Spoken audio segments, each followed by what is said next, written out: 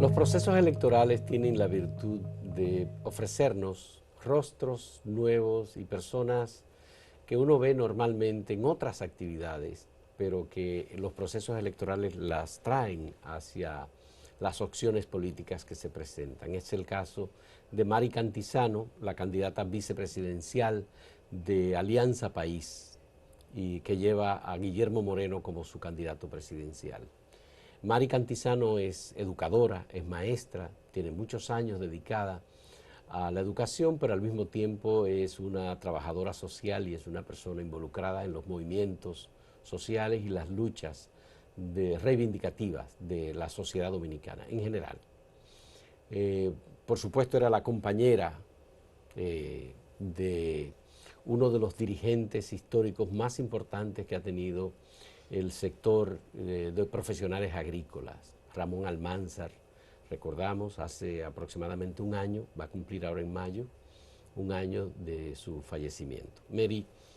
Mari está como candidata con Alianza País, está con nosotros, le agradecemos que haya aceptado venir a conversar con nosotros sobre sus aspiraciones y en primer lugar queremos saber cómo te sientes en ese rol de postularte a la vicepresidencia de la República con un candidato que de todos modos es novedoso y tiene ideas y planteamientos Hola, revolucionarios. un saludo Gracias. a los amigos y amigas de ¿Y tú qué dices? Sí.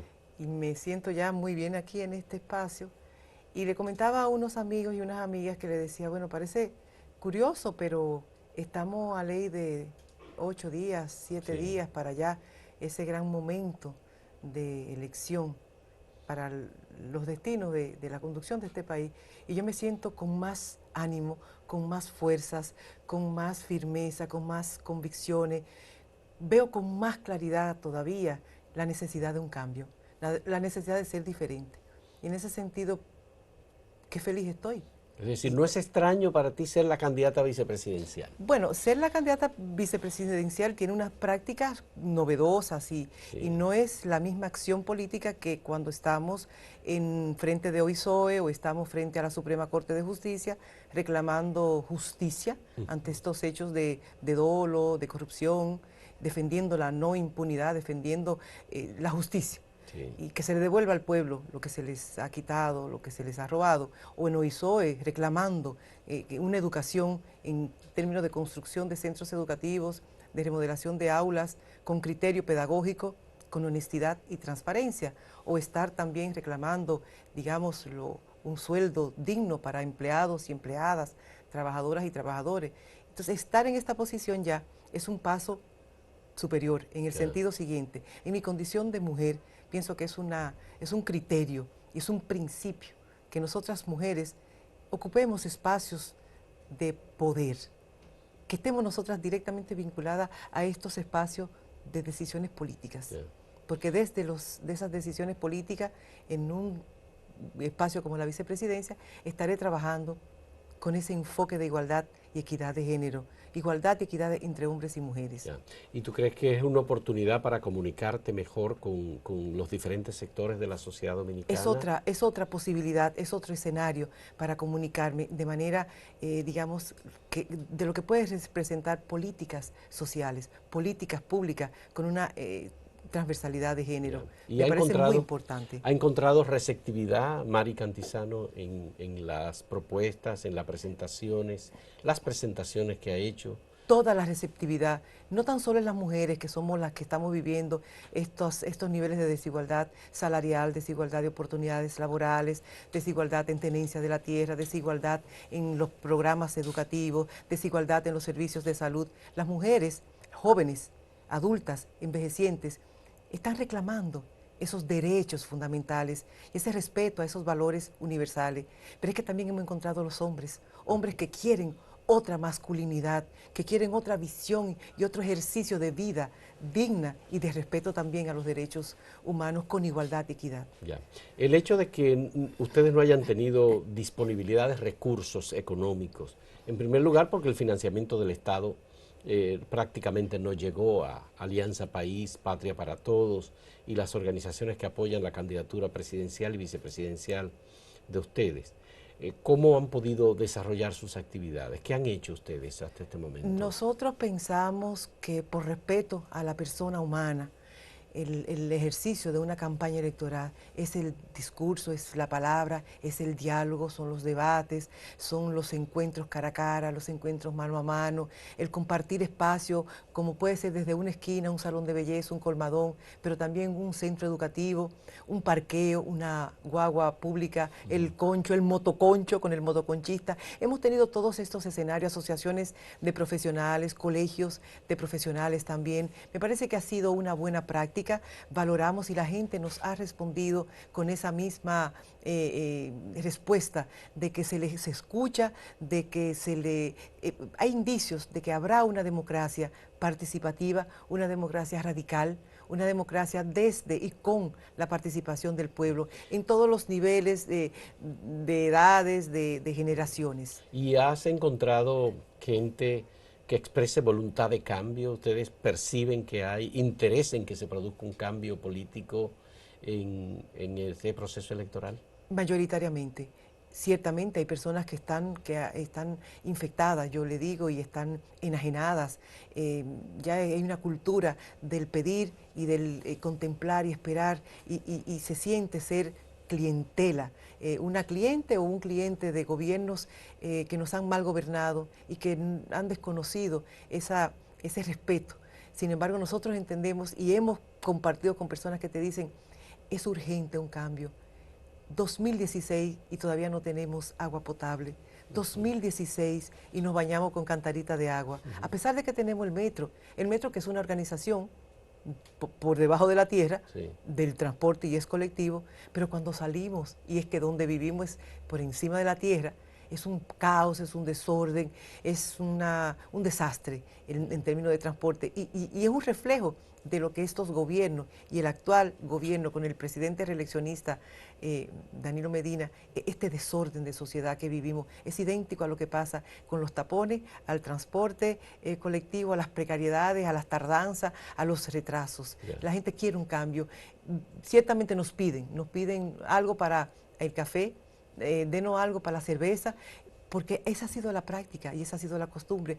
Y nosotros, bueno, es un proceso que toma más tiempo. Sí, pues es un proceso educativo, ¿no? Es un proceso educativo. ¿Pero ustedes no dan o sí dan? Nosotros no damos, nosotros damos el discurso, lo compartimos, lo construimos con las personas. Les decimos, les invitamos a construir otra República Dominicana, a que real y efectivamente nosotros tengamos la posibilidad de recuperar la esperanza, de hacer realidad sueños, como es el caso de los dominicanos y dominicanas en el exterior. Esa gente sí que tienen sueños de regresar a su país, sí, para tener una vivienda, para tener un disfrute de retiro, porque han dado su vida, han dado sus afectos, sus emociones, han tenido que dar, son los refugiados o los emigrantes económicos. Y quieren regresar, sin embargo, no ven esa posibilidad. ¿Y cuál es la percepción que tiene Mari Cantizano sobre las prioridades que la sociedad dominicana desea que tenga el gobierno? ¿Es el tema de la violencia, es el tema de la pobreza, es el tema de la educación? ¿Cuál es lo más importante que la gente quiere? Son todos esos temas, justamente, porque la raíz de todas estas situaciones de inseguridad social, inseguridad ciudadana, tiene que ver con una desigual distribución de las riquezas. Eso explica la situación de desempleo que se vive en este país. Eso explica estas desigualdades sociales en salud, en una educación que no es de calidad. Es una educación para el sector público es una y para el sector privado es otra. Es un sistema de desigualdad que se expresa en el disfrute de la recreación, en los planos y planes culturales, se explica en la agricultura, se explica en la alimentación. La gente está desesperada, la gente quiere un servicio médico de calidad, por eso nosotros apoyamos ese reclamo del 5% del Producto Interno Bruto para la salud, el sector salud y una revisión de la ley de salud. Vamos a seguir hablando sobre las propuestas de ustedes, de Alianza País, de Guillermo Moreno y de Mari Cantizano en nuestro segundo segmento. Hacemos una pausa para que continuemos con esta parte del diálogo que creo que es muy importante.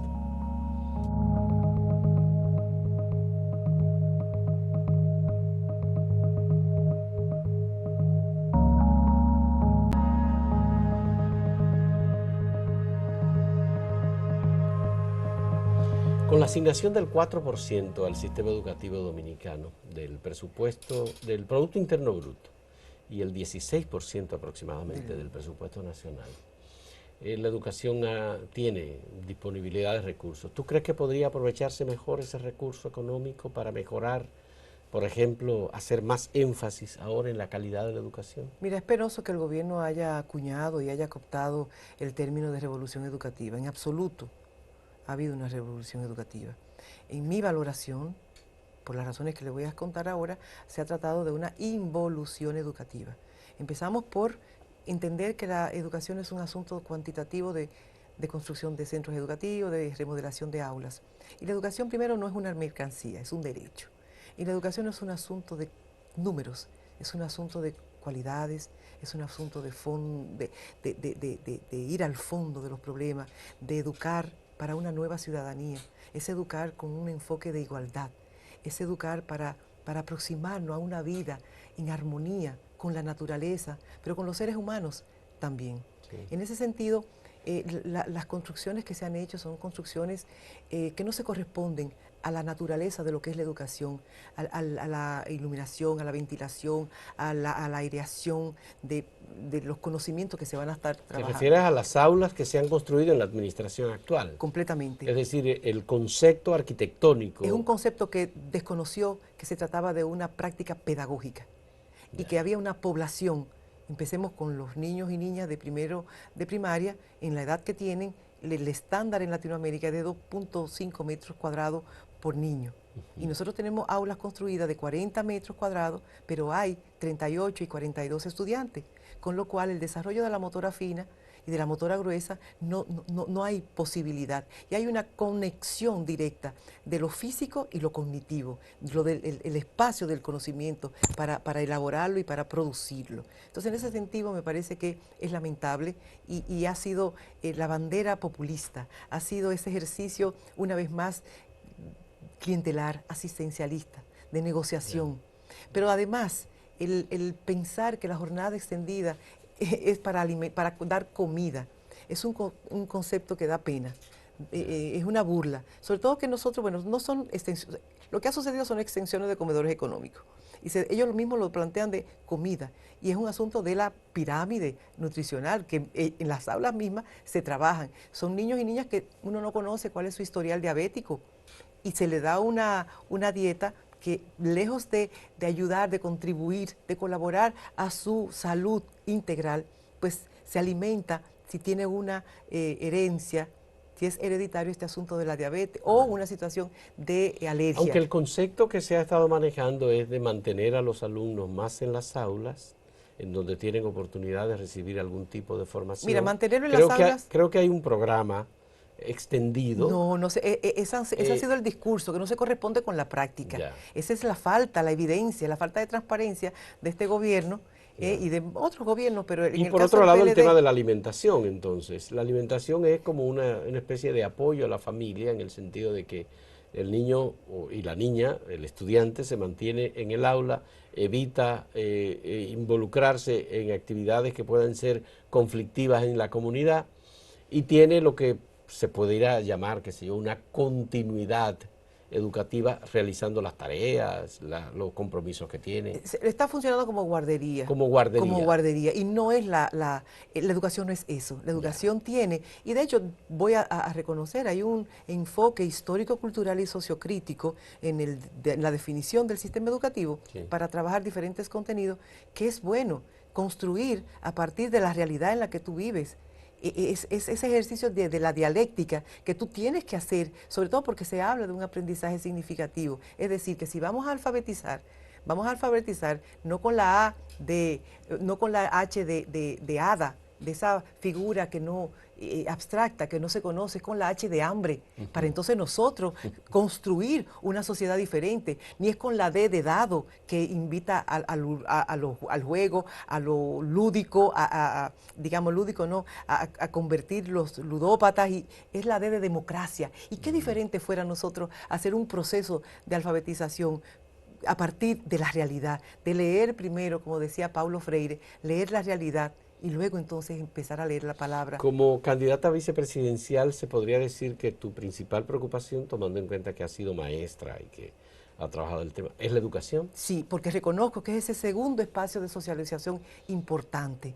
El primero es la familia, evidentemente, el segundo es la escuela, sobre todo ahora que estamos planteando una escuela inicial, una formación inicial a partir de los 4 años, 3 años, 5 años, pero ya 6 años que empieza la primaria, me parece que es importantísimo. Y la revisión curricular de los temas, por ejemplo, incorporar este tema tan importante que es los derechos sexuales y reproductivos. Sí. La escuela tiene que asumirse, tiene que ser protagonista de esta educación también, desde las maestras y los maestros, y contribuir a desmontar ese reforzamiento de estereotipos para con las mujeres sobre todo, y los hombres también, en una sociedad machista, patriarcal, que alimenta, que nutre, que nosotras, seres humanas, somos inferiores. Eso no es cierto. Y que nuestros cuerpos, ser mujer es igual a ser madre. Nosotras somos responsables de la reproducción. Tampoco es cierto. Nosotras tenemos toda la capacidad para desarrollar de manera productiva en términos de conocimiento y también en términos de producción de bienes materiales. Y eso hay que trabajarlo desde la misma corporeidad de nosotras. Yeah. Pero no solo las mujeres, ustedes, Fausto, y amigos y amigas, también los hombres tienen que hacer una deconstrucción de esa formación machista, patriarcal, vertical, de esas relaciones de explotación, de opresión, de querer invisibilizar o de invisibilizar a las mujeres, de usar, de cosificar y de ser nosotras ese deseo sexual. No se trata de eso. Esa diferencia biológica tiene que ser biológica, pero eso jamás implicará diferencias y desigualdades sociales. En un gobierno de Alianza País, el rol de la vicepresidencia de la República y el rol de la mujer sería diferente a lo que hemos tenido hasta ahora. Totalmente. Nosotras entendemos que y en Alianza País, y por eso participo en esos espacios, y es la Alianza Electoral para el Cambio Democrático, esos 5 partidos a nivel nacional, Alianza País, Patria para Todas y Todos, Proyecto Institucional Cristiano, Fuerza de la Revolución y Camino RD, tiene ese enfoque de derechos humanos. En ese sentido, no habrá democracia sin la participación de las mujeres, sin el respeto de esos derechos fundamentales para hombres y para mujeres. Desde la vicepresidencia estaremos trabajando en políticas públicas, en políticas sociales, no programas que cultivan y siguen reproduciendo esa cultura clientelar, esa cultura asistencialista. Los derechos son derechos desde, en este momento, desde los ministerios responsables de atender. El Ministerio de Salud, atender la salud. Ministerio de Educación, obras públicas, carreteras y construcción de puentes y construcción, en fin,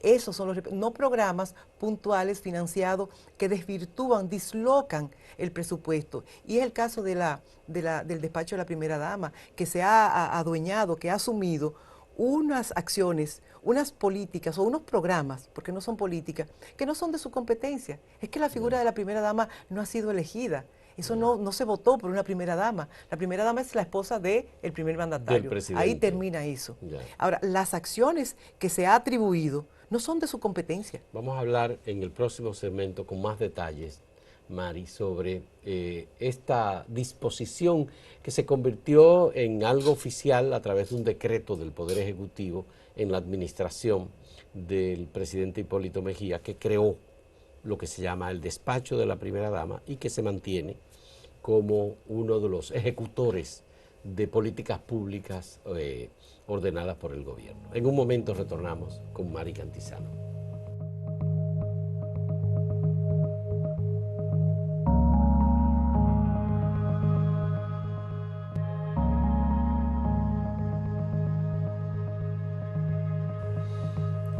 Mari, el tema del despacho de la primera dama. Te decía que se institucionalizó mediante un decreto en el gobierno de Hipólito Mejía, pero en las administraciones de Joaquín Balaguer hubo la cruzada de amor que dirigía doña Emma, que era como la primera dama, porque Balaguer no tenía esposa. No se conoció, sí. Y luego el Antonio Guzmán llegó al poder y doña René Clan de Guzmán ejerció de primera dama.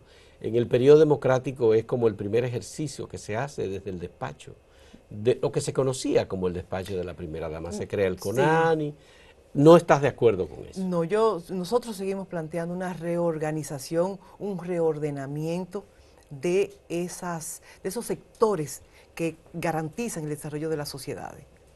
¿Qué estamos planteando? Una reforma de los ministerios y que los ministerios asuman la naturaleza para la que fueron creados o desde donde fueron creados. Es decir, CONANI en este caso, de hecho ahora CONANI está ha sido absorbido por este programa de educación primaria y es una competencia del Ministerio de Educación y es lo que debería hacer. Eso disloca, reiteramos, disloca el presupuesto y eso explica esos gastos y eso explica esas ansias y esa sed de establecer impuestos y quienes lo pagan son los menos favorecidos. La mayoría empobrecida la siguen empobreciendo a través de unas reformas fiscales, de un pago de impuestos que no reciben a cambio las razones para las que estas son creadas. Entonces, se desvían los fondos, el presupuesto es desviado, es atendido en esa politiquería. Por eso, Alianza País, Alianza Electoral, boleta 26, nosotros decimos, mira, antes de hablar de una reforma fiscal, hay que revisar y reordenar el presupuesto. ¿Y qué te parece la disposición de esta administración de Danilo Medina de crear lo que se conoce como Dirección General de Programas Especiales de la Presidencia de la República? No, sigue siendo esas son sus banderas. Que tiene a su vez las estancias infantiles, que tiene a su vez el programa Quisqueya Aprende Contigo. Te iba a hacer referencia. Sí. Iba a hacer referencia y ahí está el escándalo de Quisqueya Aprende Contigo. Eso es, incluso el Ministerio de Educación tiene un nivel de educación para adultos y adultas. Y ese programa es quien ha debido dirigir, liderar, y eso se lo llevó el Poder Ejecutivo, en esa lógica clientelar.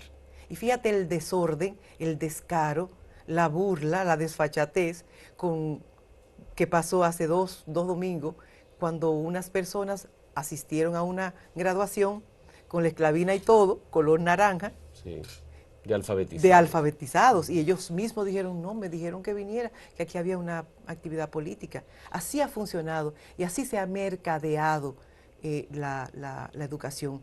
Este país con el cumplimiento de la Constitución, el cumplimiento de las leyes, una justicia decente, no esa justicia que también ha negociado sentencias y que ha negociado denuncias, los jueces, las juezas que han mercadeado también, fuera otra cosa. Y es lo que nosotros decimos desde Alianza País. Los hombres y mujeres, y es una razón en términos ya en esa dimensión personal de quienes conformamos esta propuesta de gobierno, esta propuesta en este espacio o estos espacios políticos, es que son hombres y mujeres que han estado históricamente del lado de los reclamos, de la justicia social, de la defensa de los derechos humanos, de la defensa de la independencia de los poderes, de la defensa de la soberanía nacional.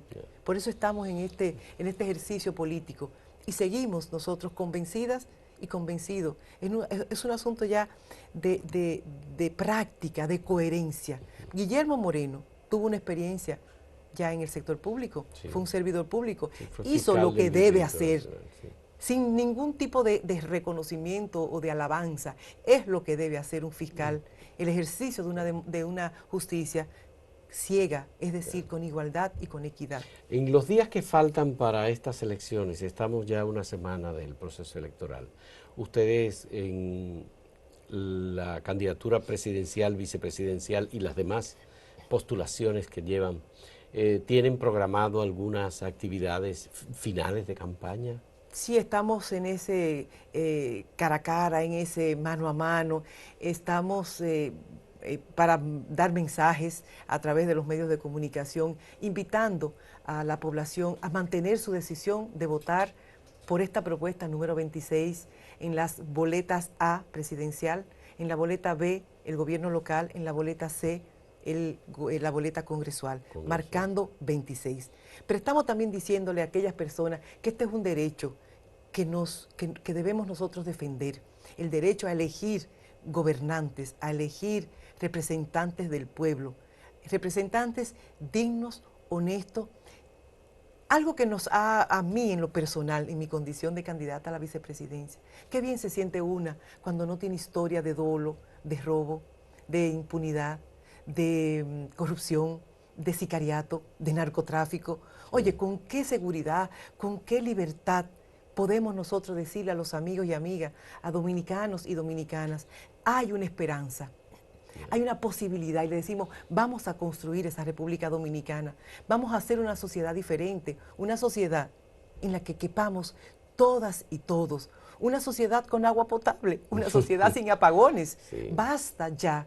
Y esa decisión, ustedes, amigos y amigas, los que ya la tienen, votando 26, un abrazo fuerte. Bien. Y vamos a hacer otro país. Bien. Y quienes no, les invitamos a construir, vamos a hacerlo juntas y juntos. Muchas gracias a Mari Cantizano, candidata vicepresidencial de Alianza País, por aceptar venir a conversar con nosotros, a tener este diálogo. Ya ustedes la han escuchado, la han visto también. Es una persona de altísimos valores y una persona con un compromiso con la sociedad dominicana que no tiene explicación ahora en este proceso electoral, sino desde su procedencia de Santiago y su compromiso con su familia completa desde hace muchos años. Gracias, Fausto. ¿Y qué les digo, amigos y amigas? Responda. ¿Y tú qué dices? Digan ustedes que es 26 la opción. Muchísimas gracias a ustedes por la compañía.